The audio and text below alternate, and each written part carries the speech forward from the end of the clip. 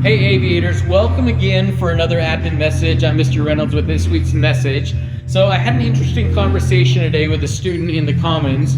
The student was late for class and I went up to them and said, hey, I need you to get to class. And the student said, but what about all these other kids? And I want to talk to you a little bit about that today. It's called personal accountability. I want to talk to you about a scenario, and I'll put myself as the driver in this situation. So if a police officer were to pull me over for speeding and ultimately I was speeding, I'm accountable for that behavior. I can use any excuse I want. I could say, I was late for an appointment, or I had to pass a car and so I was going faster that way.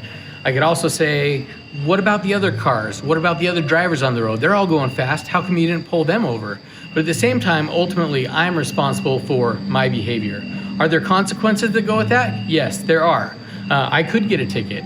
He could give me a warning, whatever he chooses to do, but ultimately, I am responsible for me and not everybody else on the road at that time.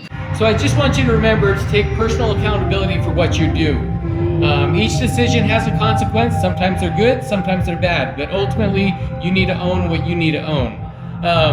Consequences are hard, we get through them, and ultimately we'll move on. But in the moment, I want you to remember that you are responsible for you.